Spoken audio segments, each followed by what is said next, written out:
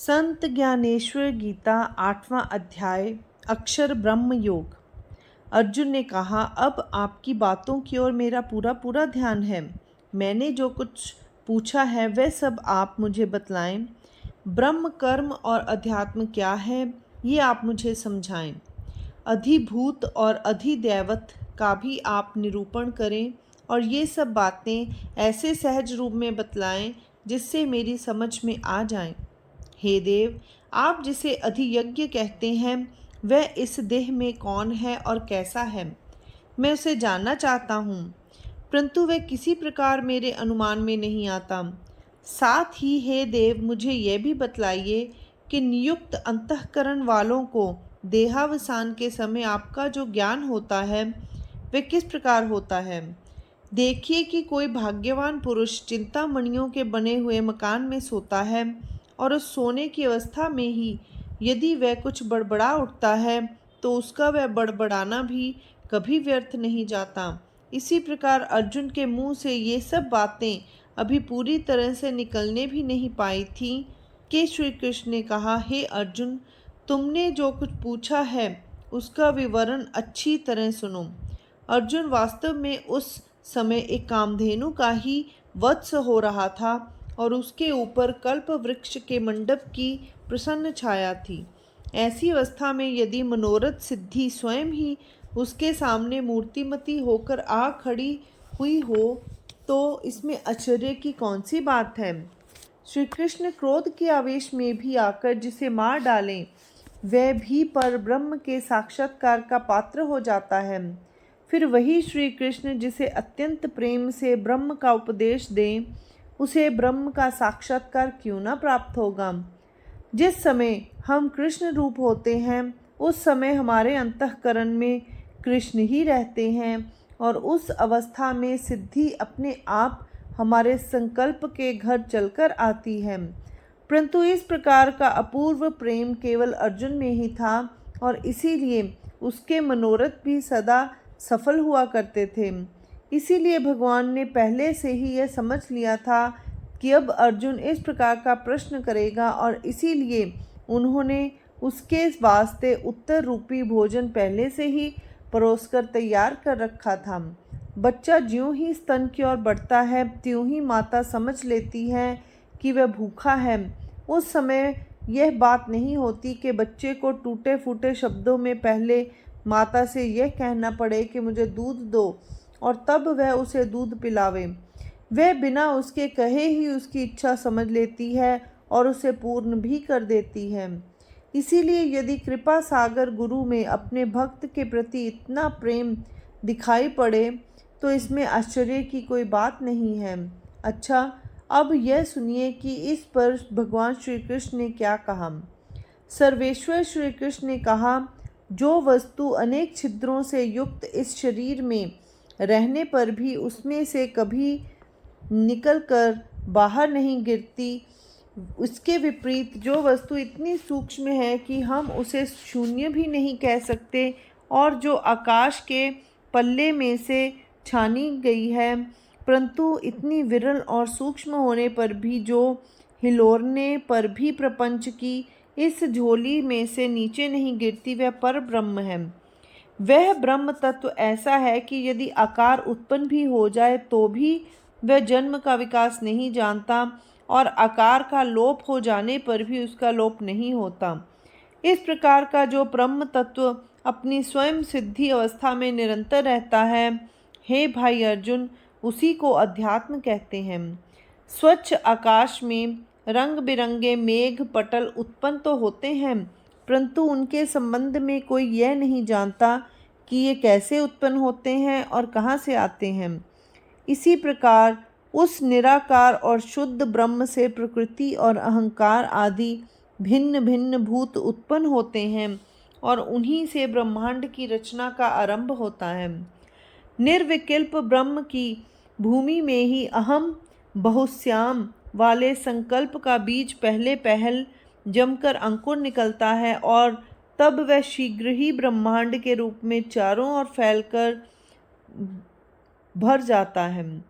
यदि प्रत्येक ब्रह्मांड के गोलक को अच्छी तरह देखा जाए तो वह उस मूल बीज से ही अर्थात उस ब्रह्म तत्व से ही भरा हुआ दिखाई पड़ता है, परंतु उनके मध्य में उत्पन्न होने वाले और नष्ट होने वाले जीवों की गिनती भी नहीं की जा सकती। फिर उन ब्रह्मांडों के भिन्न भिन्न अंश भी उसी अहम बहुश्याम वाले आदि संकल्प का जल्दी जल्दी जप करने लगते हैं, जिससे अनेक प्रकार की इस अनंत सृष्टि की वृद्धि होती है। परंतु सृष्टि के इन सभी पदार्थों में वह एकमेव अद्वितीय पर ब्रह्म ही ओतप्रोत भरा रहता है, और यह अनेकत्व, यह भेदभाव उस पर केवल बाढ़ के समान छाया रहता है। इसी प्रकार यह भी समझ में नहीं आता कि इस सृष्टि में जो सम और विषम भाव दिखलाई पड़ते हैं वे किस प्रकार उत्पन्न होते हैं। यदि यह कहा जाए कि इस स्थावर जंगमात्मक विश्व की रचना व्यर्थ मनोविनोद के लिए ही हुई है, तो उसमें उत्पन्न होने वाले भूत मात्र की लाखों जातियां दिखाई पड़ती हैं। यदि यूं ही देखा जाए तो जीवों के इन अंकुरों की ना तो कोई संख्या ही जानी जा सकती है और ना उनके भेदभाव की कोई सीमा ही स्थिर की जा सकती है, परंतु यदि उनके मूल का पता लगाया जाए तो यही जान पड़ता है कि इन सब की उत्पत्ति उसी शून्य ब्रह्म से हुई है। इस सृष्टि का मूल कर्ता तो कहीं मिलता ही नहीं, साथ ही इस सृष्टि का कहीं कोई कारण भी दिखाई नहीं पड़ता, पर बीच में ही यह सृष्टि रूपी कार्य अपने आप और बहुत तेजी के साथ बढ़ने लगता है।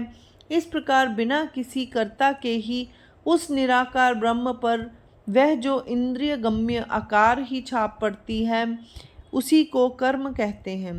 अब मैं संक्षेप में अधिभूत का निरूपण करता हूँ।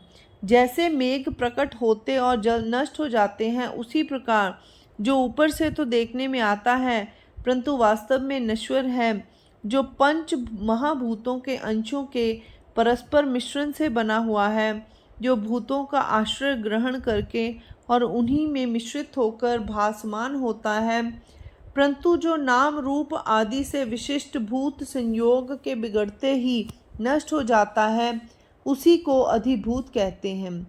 अधिदैवत से पुरुष का अभिप्राय समझना चाहिए। प्रकृति के द्वारा जो जो वस्तुएं उत्पन्न होती हैं, यह उन सब का उपभोग करता है।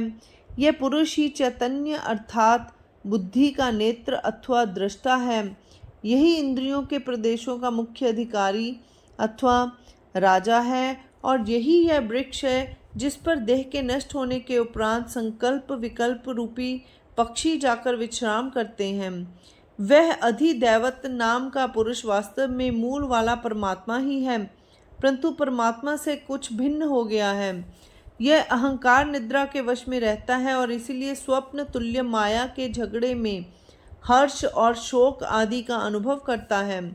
जिसे लोग साधारणतः जीव कहते हैं, वह इसी पंचभूतात्मक शरीर पिंड में अधिदैवित है।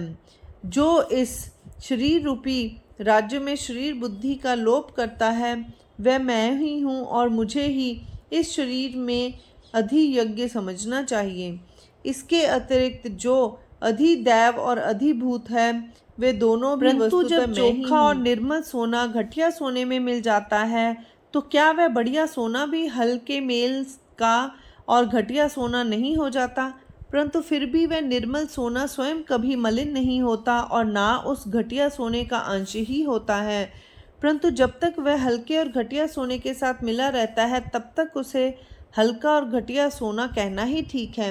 उसी प्रकार ये अधिभूत आदि जब तक प्रकृति या माया के पर्दे से ढके हुए हैं, तब तक उन्हें मूल ब्रह्म से भिन्न ही मानना चाहिए, परंतु जब अविद्या का पर्दा दूर हो जाता है और भेद बुद्धि की गांठ टूट जाती है, तब ये अधिभूत आदि सब दृश्य नष्ट होकर और पर ब्रह्म के साथ मिलकर एक रूप हो जाते हैं। उस समय उनमें पारस्परिक भेद भला कैसे रह सकता है? बालों के जूड़े पर यदि स्वच्छ स्फटिक की शिला रख दी जाए, तो नेत्रों को वह स्फटिक शिला टूटी हुई सी दिखाई पड़ती है, परंतु यदि उसके नीचे से बालों का वह जूड़ा या लट हटा ली जाए, तो वह फिर कौन कह सकता है कि उस स्फटिक शिला का वह टूटा हुआ रूप कहाँ चला जाता है? क्या उस समय कोई उसके टूटे हुए अंशों को फिर से जोड़ देता है? वास्तव में यह बात तो होती ही नहीं। उस समय भी वह शिला पहले की ही भांति ज्यों की त्यों और अखंड रहती है। वह तो केवल बालों के जूड़े या लट की स्थिति के कारण ही टूटी हुई सी प्रतीत होती है, और इसीलिए उस जूड़े या लट के दूर होते ही वह फिर ज्यों की त्यों और अखंड दिखाई पड़ती है। इसी प्रकार जब अधिभूत आदि का अहम भाव नष्ट हो जाता है, तब पर ब्रह्म के साथ उसका वह मूल वाला ऐक्य क्यों ज्यों का त्यों और पहले की तरह बना रहता है। जिसमें यह ऐक्य होता है वही अधियज्ञ मैं हूँ। हे अर्जुन, अपने मन में यही अभिप्राय रखकर मैंने पहले कर्म जान विद्धि तान सर्वानेवम आदि श्लोकों में तुम्हें यह बतलाया है कि कर्मों से ही सब यज्ञ उत्पन्न होते हैं। समस्त जीवों की विश्रांति का यह निष्काम ब्रह्म सुख का गुप्त भंडार मैंने आज तुम्हें खोलकर दिखला दिया है। पहले अच्छी तरह वैराग्य का ईंधन लगाकर इंद्रियों की अग्नि प्रज्वलित करनी चाहिए, और तब उसी अग्नि में विषय द्रव्यों की आहुति देनी चाहिए। फिर वज्रासन की भूमि शुद्ध करके इस शरीर मंडप में मूल बंध की मुद्रा की यज्ञ वेदी बनानी चाहिए। इस प्रकार की सिद्धि हो जाने पर इंद्रिय निग्रह के कुंड में योग रूपी मंत्र का घोष करते हुए यथेष्ट मात्रा में इंद्रिय द्रव्यों को अर्पित करना चाहिए। फिर मन और प्राण वायु के निग्रह को ही इस यज्ञ विधान का समारंभ मानकर निर्मल ज्ञान रूपी अग्नि को संतुष्ट करना चाहिए। जब इस प्रकार ज्ञान की अग्नि में सब कुछ अर्पित कर दिया जाता है, तब वह ज्ञान समस्त ज्ञेय वस्तुओं में लीन हो जाता है, और तब केवल ज्ञेय वाले स्वरूप में ही सब जगह अवशिष्ट रह जाता है। इस ज्ञेय को ही अधियज्ञ कहते हैं। इस प्रकार सर्वज्ञ श्री कृष्ण ने जो बातें कहीं वह सब तत्काल ही बुद्धिमान अर्जुन की समझ में आ गईं। यह देखकर श्री कृष्ण ने कहा, हे पार्थ, तुम अच्छी तरह मेरी बातें सुन रहे हो ना? श्री कृष्ण के ये वचन सुनकर अर्जुन ने अपने आप को परम धन्य समझा। बालक की तृप्ति देखकर माता भी तृप्त होती है, और शिष्य का समाधान देखकर गुरु का भी समाधान होता है। और इस बात का ठीक ठीक अनुभव उस माता अथवा उस गुरु को ही हो सकता है। दूसरों को तो इन बातों की ठीक ठीक कल्पना भी नहीं हो सकती। इसीलिए अर्जुन के शरीर में सात्विक भावों की लहर उठने से पहले ही स्वयं श्री कृष्ण के शरीर में सात्विक भावों की लहर उठी। वह लहर इतनी प्रबल थी कि किसी प्रकार रोके नहीं रुकती थी। फिर भी श्री कृष्ण ने किसी प्रकार अपनी बुद्धि ठिकाने रखकर पूर्णता को प्राप्त सुगंध के समान अथवा अमृत की परमशीलता लहरों के समान कोमल और रसाल वचन कहने आरंभ किए। उन्होंने कहा, भैया श्रोता श्रेष्ठ अर्जुन सुनो, जब एक बार माया इस प्रकार जलने लगती है, तब उस अग्नि में उसे जलाने वाला ज्ञान भी जलकर राख हो जाता है, जिसे अधियज्ञ कहते हैं और जिसका वर्णन मैंने अभी तुमसे किया है। उस अधियज्ञ के संबंध में जो लोग यह समझते हैं कि वे आदि से अंत तक मैं ही हूँ, वे अपने शरीर को उसी घर के समान समझते हैं जो अवकाश को अपने भीतरी भाग में भी भरे रहता है और स्वयं भी बाहर के उसी अवकाश में रहता है। बस इसी प्रकार वे लोग ब्रह्म रूप होकर अंदर और बाहर सब जगह सदा ब्रह्म स्वरूप में ही निवास करते हैं। जब वे ब्रह्म अनुभव के भीतरी घर में दृढ़ निश्चय की कोठरी में प्रवेश करते हैं, तब उन्हें ब्रह्म के अतिरिक्त बाहर के और किसी पदार्थ का कुछ भी स्मरण नहीं रहता। इस प्रकार जो लोग अंदर और बाहर एक रूप होकर मद रूप हो जाते हैं और उनके लिए बाहर का पंच महाभूतों वाला देह रूपी आवरण इस प्रकार गिर जाता है कि उन्हें पता भी नहीं चलता। जिस समय यह शरीर खड़ा रहता है, जब उसी समय उन्हें उसकी कोई चिंता नहीं रहती, तब फिर यदि यह गिर पड़े तो भला उसके गिरने से उन्हें क्या दुख हो सकता है। अब यदि उनका शरीर गिर भी पड़े या नष्ट भी हो जाए तो भी उनके ब्रह्म अनुभव में तिल मात्र की कमी नहीं होती। उनकी यह अनुभूति मानो एकता की जीती जागती पुतली ही होती है। वह पुतली नित्यता के चौखटे में बिठाई हुई होती है और समरसता के समुद्र में धोकर वह इतनी स्वच्छ की हुई होती है कि फिर उसमें नाम की भी कोई कहीं मल बाकी नहीं रह जाता। यदि किसी गहरे जलाशय में पानी का घड़ा डुबाया जाए तो वह अंदर भी पानी से भरा रहता है और बाहर भी, चारों ओर पानी से घिरा रहता है। अब उस अवस्था में यदि वह घड़ा दैव योग से टूट जाए तो क्या उसके साथ वह जल भी टूट जाता है? अथवा जिस समय सांप अपनी केंचुली छोड़ देता है अथवा गर्मी के कारण मनुष्य अपने शरीर पर के वस्त्र उतार कर रख देता है, उस समय क्या कभी उस सांप अथवा मनुष्य के अंगों में भी किसी प्रकार का परिवर्तन या उलटफेर होता है? ठीक इसी प्रकार यह नाम रूपात्मक देह भी नष्ट हो जाता है, परंतु उसमें ब्रह्म नामक सद्वस्तु उस देह आदि के बिना ही स्वस्वरूप से ज्यों की त्यों बनी रहती है। फिर जो बुद्धि उस ब्रह्म स्वरूप के साथ समरस होकर स्वयं ब्रह्म ही बन जाती है, वह किस प्रकार छिन्न भिन्न और अव्यवस्थित हो सकती है? इसीलिए जो लोग इस प्रकार देहावसान के समय मुझे जानते हुए शरीर छोड़ते हैं वे मदरूप ही हो जाते हैं। साधारणतः यही नियम है कि जिस समय मृत्यु आती है उस समय मनुष्य अपने मन में जिसका ध्यान या स्मरण करता है वही वह हो जाता है। जिस प्रकार कोई भयभीत होकर वायु वेग से किसी और दौड़ने लगे और दौड़ता हुआ अचानक कुएं में गिर पड़े, उस समय उसके गिरने से पहले उसे संभालने के लिए आगे कोई वस्तु नहीं रहती और इसी कारण उसके लिए कुएं में गिरने के सिवा और कोई उपाय ही नहीं रह जाता। उसी प्रकार जब मृत्यु का समय आता है तब जीव के सामने जो कल्पना आकर खड़ी होती है उसी कल्पना के रूप के साथ मिल जाने के सिवा उस प्राणी के लिए और कोई उपाय ही नहीं रह जाता। इसी प्रकार जागते रहने की दशा में जीव को जिस बात का बराबर ध्यान रहता है वही बात आंख लगने पर उसे स्वप्न में दिखाई पड़ती है। इसी प्रकार जीवित अवस्था में जीव की जो लालसा पूरी नहीं होती उसके प्रति मरने के समय उसका अनुराग बहुत अधिक बढ़ जाता है। और यह नियम है कि मरने के समय जीव को जिसका स्मरण होता है उसी की योनि में वह जाता है। इसीलिए तुम सदा मेरा ही स्मरण रखा करो। तुम अपनी आँखों से जो कुछ देखो, कानों से जो कुछ सुनो, मन में जो कुछ चिंतन करो अथवा वाचा से जो कुछ बोलो, वह सब अंदर और बाहर मदरूप होकर ही देखो, सुनो, चिंतन करो और बोलो। मदरूप होकर ही सब प्रकार के आचरण करो। बस फिर सदा और सब जगह में ही सहज भाव से सिद्ध रहूँगा। हे अर्जुन, यदि तुमसे ऐसा हो सके कि फिर चाहे देह का नाश ही क्यों ना हो जाए परंतु फिर भी तुम्हें मृत्यु का कुछ भी भय न होगा, फिर भला केवल युद्ध करने से तुम्हें क्या डर हो सकता है?